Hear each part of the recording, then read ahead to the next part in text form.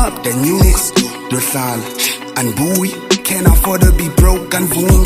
If you tetha ngemali ayihluphi. I'm going up, then you next. Dohlala and buoy. Can't afford to be broke and boom. If you tetha ngemali ayihluphi. Khuphuka, khuphuka, khuphuka, khuphuka. I'm going up. Khuphuka, khuphuka, khuphuka. I'm going up. Khuphuka, khuphuka, khuphuka. I'm going up. Khuphuka, khuphuka, khuphuka. On my way to the top. No, I cannot stop. No, I cannot fly. With my friends, I'm not dating you up. I'm just chillin', Sprite in my cup. I love winning, I can't get enough. She want more, she can't get enough. You niggas soft, but you acting tough. Yeah, shining so bright, but I came from the dust. Niggas deceiving, that's why I don't trust. Gotta stay winning, I don't have a choice. Winning in silence, so don't make a noise. Got the 80s and you got sick. Moving steady, you niggas don't scare me. Funny Mali been eating a pill. If you owe me, you better come pay me. I'm going up, then you.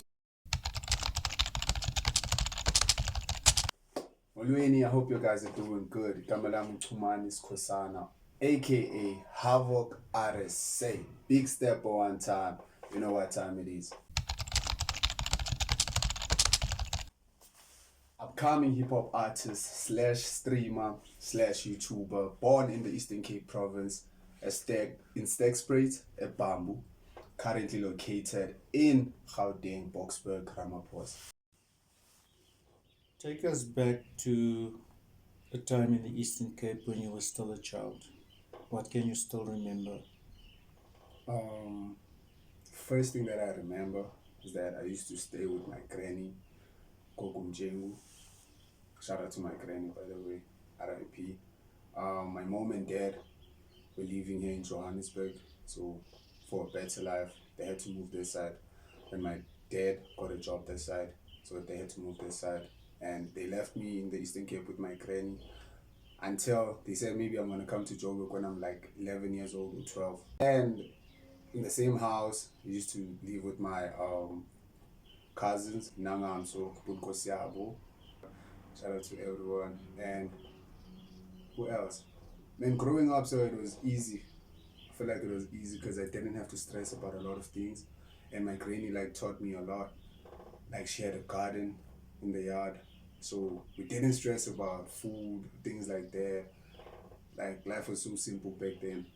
And I used to play football. That's one thing that I loved. And she supported me like all the way. Through hard times and good times, she was always there for me. And she used to tell me like, follow your heart, anything that you want to do, as long as it makes sense in your head, then that's all that matters, just go with it. I never thought like one day I would make music, but one thing that makes me happy is that I'm still creating something. We had a tap in the yard.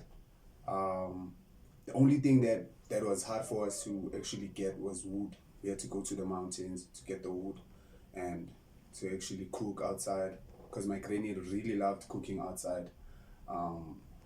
Even though there was electricity in the house, but she used to tell us like, you must save the electricity, you must cook outside when it's summer. Things that I enjoyed doing when I was growing up was waking up early in the morning and taking the cows to the mountain and the goats, and riding horses, swimming in the dams, even though my granny used to warn me like it's not safe. Now that I'm older, I actually realized that it was not safe, but as a kid you didn't pay much attention to certain stuff. Community. Yes, sir. The time when the news came that Gogo's no longer there. How did you feel? To be honest, at that time I was still a kid, so I didn't understand what was going on. Even like last week, I just lost my uncle. Now I'm starting to actually understand the blessing of life, to appreciate life. And I was so devastated, I won't even lie, I was sad. I didn't understand what was going on, but now I do. What have you learned from grandmother, from Gogo? One thing that she anything used that you to can tell me remember? is that do what makes you happy. That's what I'm learning like day by day. And whatever happened in the past, leave it in the past. It was supposed to happen, and it was supposed to happen. It's something that you can't change, but you can change what happens in your future. That's one thing that I taught myself from her. Could it be that now that you're into the music or doing music, That's all. that you have listened to your gogo when she said that follow what makes you happy? Yes, sir. Most definitely. Because even on the songs, sometimes I don't know how to put out words. Especially, let's say I'm talking to my mom and I want to tell her that this and this doesn't sit well with me. But with music, it's much easier because I'm doing what I love. So it's much easier for me to go and record a song. How would you respond to an individual that says that, why don't you just go find a job, man? Leave this music. How would you respond to such an individual? For now, sir, I'm not gonna take any advice from anyone who's gonna tell me um to stop what I'm doing right now. My response would be time. Only time will tell when I have to get a job. For now, I'm just gonna focus on what I want to do. One example: last year, I used to drop songs just like I'm doing this year, but the number of views I used to get were like different, which is something huge for me because last year it used to take me like 6 months to get 200 views. It used to take me 3 months to get 100 views. Now I get 100 views overnight. So I can see the progress, even though it's small progress, but motion is better than no motion. Like, at least I'm doing something and I can see I'll get there. If things don't work out now, then maybe when I'm 25 or 26, then that's when I'm going to start getting a job. At what age did you discover that you are into music or if there's a keen interest in music? Funny enough, sir, even when I was playing soccer, I used to like write lyrics. I used to write, but I didn't take it serious. I think 19 or 20 when I stopped playing soccer. Then that's when like I started giving music more time. I always had it in me. I always knew that okay, one day I'm gonna try doing this, but I couldn't do it because at that time I was still playing soccer and I was so focused on football. Was it just for fun or did you come to the realization that the soccer can take me somewhere? So to be honest, deep down, I wanted soccer to take me somewhere because everyone around me used to tell me like, "Yo, you can play soccer, you can score goals, you can do this." And even people in my community, sometimes they would go to the soccer field just to watch me. So I really had hope. The thing that made me stop playing football is because um, not to be harsh or anything, I respect my parents, but I was not getting enough support from home. And like if you don't get support from home, then there's no there's no like valid reason to actually do it because you feel like you're not doing enough. People in the streets, they tell you that, yo, you're doing good, you're doing that, you're doing that. But when you get home, no one even knows that you scored a goal today. So that really demotivated me in a way. Somebody told me that you were called up by Kaiser Chiefs. There's a lot of people that don't know about that story. Share with us, please. Yes, sir. There's a hot man called Vusi. This other day he took me to Naturena to actually go and see what was going on there. He actually wanted to inspire me.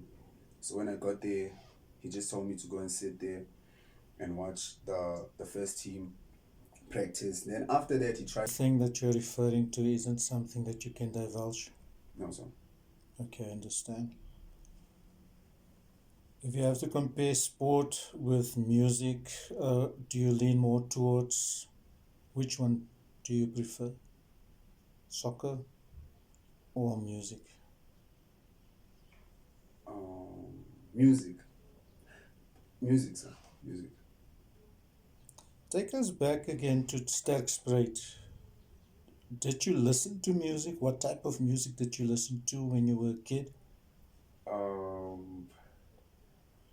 I used to like mix it up at that time. I didn't understand. I used to listen to Ifani, DJ Cleo. There's just a lot of music, house, hip hop. Xhosa hip hop, trap. I just used to mix it up all in one place. So now it's many years later. You are now in Gauteng. You've met up with your parents. Yes, sir. Take us back to your primary school. Primary school was in New Comet in Boksburg. Shout out, shout out. What can you remember about your primary I was school days? best in sports. That's one thing, and I was also good in maths. I used to represent the school with maths when going to compete with other schools. High school, where did you end up? Reiger Park Secondary School. Give us some memories of your time at Reiger Park. There was a lot of good moments at Reiger Park. Won't even lie. First register teacher was Mr. Wiltshire, and yeah, I just said there's a lot that happened at Reiger Park. Like sometimes I wish I never went to Reiger Park. There's a lot that happened. Like it changed me a lot. But I don't blame the school. I just blame the environment I was in at that time. Was it toxic at times? Yes, sir. Most of the times it was toxic. Most of the times, but people didn't know because I was going through some things behind the scenes. But in class, I was just okay. Okay. Do you need counseling Yes, sir. for what happened to you? Yes, sir. So I don't know if can I talk about this, but even like now, I was talking to my mom and telling her that sometimes I feel like I have anger issues. Let me just put it like that. And Because of what happened at school? not only at school, sir, because also at home. And I feel like at home they didn't. Okay, they said they sorry, but they didn't check if he's okay mentally. Yes, He yes. might say he's okay, but is he okay? And I'm scared sometimes I react in a way that also makes me like scared. Like, why did you react like that? So Yes. I definitely do need counseling. You've gone through things at school level, Yes, sir. and obviously certain or the adults at the institution did not even see what you were going through or observe what you were going through. What advice would you, now that you're looking back, would you give teachers, especially based on what you experienced? And I know your fear is that the same might happen to other learners as well. Yes, sir. So what advice would you give teachers who are still dealing with learners on a daily basis, and these teachers might not know what's really happening at school level? What advice? I think schools should also have like counseling in the schools for learners that are going through some things. Speaking from experience, I also used to be scared to speak up because I thought people were going to judge me. Depression, anxiety, and all of that. Maybe have one teacher who's going to deal with all of that. Whatever you experienced at secondary school level, did it force you to drop out of school? I remember when I dropped out, I first didn't go to school for a week, and I thought I was just like taking a break because it was a lot for me mentally. A lot was going on at home. I even had to move out. The same month I dropped out, I had to go and stay by myself on my own, on the side, start from scratch and everything. Even at school, teachers were like, they were on my neck because my marks were dropping and they didn't know what was going on. So at that time, I was lost mentally. I didn't know where to run to. I just felt like everything was falling apart. So like it was a lot of pressure. And even at home, I don't like speaking about this, but me and my dad didn't see eye to eye back then. So I used to see like a lot of things happening in front of me as a kid, and I couldn't do anything about it. So I just decided, let me go and stay by myself and start from scratch. Just find myself. Do you have any regrets for the decisions that you've taken then to drop out of school and to leave home? No, sir. To be honest, I don't. Even though it affected my results, because I went back to school, but I didn't pass the way I think I was going to pass that year. But then other than that, I don't regret anything because I am who I am today because of the decisions that I had to make back then. And looking at myself right now, I'm actually happy I made some decisions because some people are just gonna keep on doing the one and the same thing while you don't want to do it, or while you can feel yourself that actually I don't want to be here, like not now. I know that it's important. I'm not saying I'm not gonna do it again, but for now I'm struggling. Like I don't think I'm gonna be able to finish it even if I force myself. So I don't actually regret anything. I just regret that I disappointed my parents, my mom especially, because she was the one who was behind me all this way. She was disappointed when I did that. She didn't understand what actually she understood, but she told me you have to be strong and all that, but she saw that I couldn't anymore. So she just that's the only thing that I regret, that I disappointed her, and people in the community were looking at her like, why are you leaving him? He must go to school. Why are you letting him stay in the house? He must go to school. So they were judging her. So that's the only thing I regret, that I brought eyes to her. I brought attention to her more than me. So if there's anything that you'd like to tell your mom when she watches this footage, is there anything positive that you'd like to convey to her as you are seated there? So, just give me more time, Mamzo. Promise, everything's gonna be fine. I'm gonna take care of you, and my little sisters, and yes, that's all. Great. Let's get back to music. Yes, sir. One can see that you're very passionate about what you are doing and you're not giving up. Yes, sir. Can you tell us how many, I'm not sure what they call it, how many albums you've dropped, how many songs you've dropped, EPs you've dropped thus far? So, I only drop singles, like Singles, one okay. song. Yes. The thing that makes me do that is because I don't have a team. I do have a team that I'm working with, the guys, my friends, but I don't have like a PR team, people that are gonna work with spreading my links and doing all of that, promoting my music. So that's the first thing that I'm scared of when I think about a project, because I don't want to fail. Like I don't want my project to fail. So if I drop one song, I take a month promoting the song, shooting promo videos, going around performing it. So I feel like it's much easier that way because I don't have a team for now. And I'm right now in my phone. I do have a project. 7 songs. I even have the title of the project. It might drop September. So what were your mistakes that you made as a new kid on the block as far as the music industry is concerned? The first mistake that I made was to sign a contract. When I started, like the same year I started taking my music serious, there was a small record label in my neighborhood. So that was the first mistake I made, because I sold away my rights and my music. The day I wanted to leave, he actually reported my YouTube channel and it was banned. What is the way forward for you now after you've learned those lessons?